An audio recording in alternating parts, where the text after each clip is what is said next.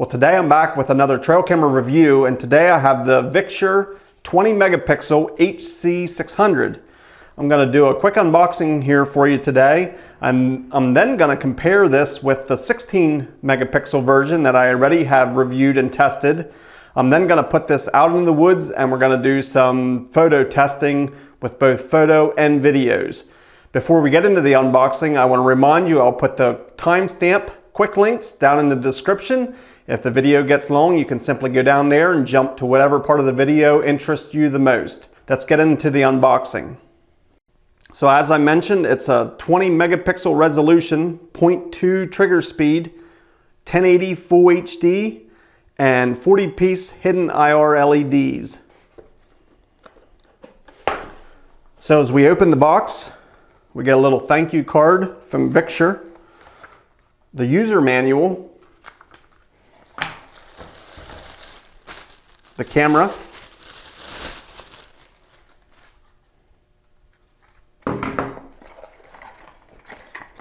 tree strap, USB cable, and it looks like the optional post or tree mount to use the 1/4-20 threads on the bottom of the camera. As I had mentioned, the camera has 42 black IR bulbs. It has a one latch on the side that opens it up to give you access to the buttons and the settings. The camera features a removable battery tray, and it takes 8 AA batteries. Although it does not include an SD card, it does take a full-size SD card here on the side. My first thoughts here on the camera are it looks very well built. I like the darker camo pattern. I like the black flash IR bulbs. I like the design that the camera lens stays mounted stationary when you have it strapped to the tree, and you can open up just the bottom half of the camera to access your settings. As I had mentioned earlier, I had already did a review of the 16 megapixel camera from Victure. I'll put a link up here to this review. I really like this camera. There's several differences though between the 16 megapixel and the 20 megapixel versions, and I'll quickly touch on those. First off, the case design. The new one only has one latch here and opens up just the bottom half of the camera, whereas the older one has the two latch design and the entire face of the camera opens up. The new 20 megapixel version, besides being 20 megapixel versus 16, the HD video on this shoots at 30 frames per second, whereas the older 16 megapixel version only shot at 15 frames per second. The older version had a screen over the IRs to make it black flash or undetectable, whereas the new one just has the black flash bulbs mounted directly in the camera. I'm going to load the camera up with batteries now, and I'll show you a couple of the settings. The camera features an off, aim, and on mode, and the aim mode is what you want to go into to find your settings. It has a easy to navigate buttons here, and they're all clearly marked. In the settings, you can choose your mode of operation, which it has photo mode, video mode, or a hybrid, which takes a photo first followed by a video. You can choose your photo resolutions. You can do your capture series. That's how many photos in a row you want to take, 1 to 3. You can set your video resolutions, your video length, your PIR interval, that's the time in between pictures or videos, the PIR sensitivity, low, medium, or high. You can also set your IR brightness. You can set that at low or high, and that's depending on where you think the game will be. If they're too close, you don't want to blow them out with too much IR, you can set that sensitivity down to low at that point. You can set your date and your date format. You can set your time, has the timer settings. You can set camera name, has the timestamp, whether you want that on or off. You can choose your language. It also has password protection. That's where you can put in a unique password, and that password will be needed to access any of the menus to make it, if the camera's stolen, it will not be usable unless they have that password. Also, as further theft protection, it has a place that you can run a cable through the back, actually 2 different spots here, so you can cable it to the tree besides a tree strap to help keep it from being stolen. I'm going to put this camera out into the woods now, and I'm going to get some test photos and videos to see what kind of quality the Victure HC600 will do for us. So through the wonders of editing and YouTube, I've actually had this camera out now for about 3 weeks, and I'm coming to pull it for the last time here now, and I've actually checked it one time since I had the camera out, and the raccoons had got to it. And I'll show you that in the sample footage, how they played with it. But I'm pulling it now. I'm going to compile the footage, show you the sample pictures and videos that I got from it, and then I'll give you my final thoughts. As far as the camera here, I used the optional mount that came with the camera, and I really like these mounts that they include with it, because you can use that mount and position the camera in any way possible. Now, like I'd mentioned, the raccoons came, grabbed a hold of the camera and actually pulled it down, and I had these fairly tight at the time, but luckily they didn't do any damage to my camera. One advantage of this mount then is that you don't have to use the tree straps, and if you're worried about theft, tree strap is one of the #1 things you can see when you're walking through the woods. You often pick up that strap long before you ever even see the trail camera.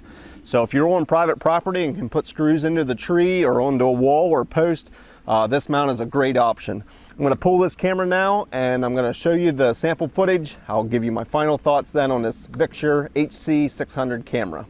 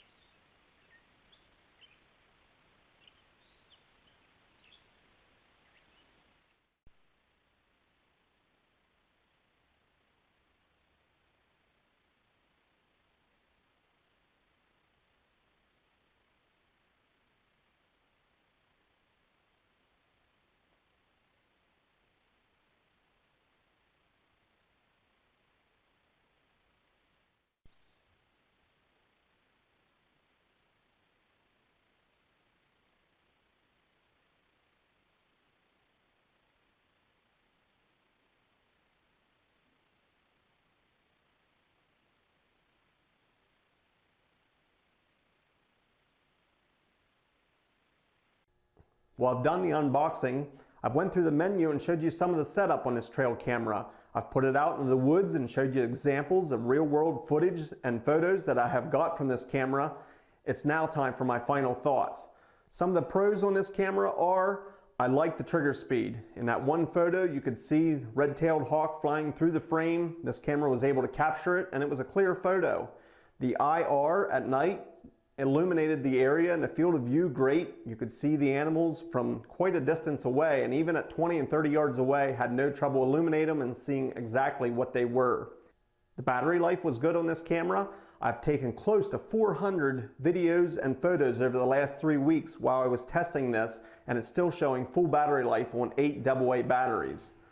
This camera also features an external 12-volt power port, and I see that as a plus, as I use a lot of batteries with solar power to power my batteries. Some cameras are using 6-volt. That doesn't work so well with my system. I'm glad Victure put in a 12-volt power port on this camera. The only con that I would have with this camera would probably be its audio.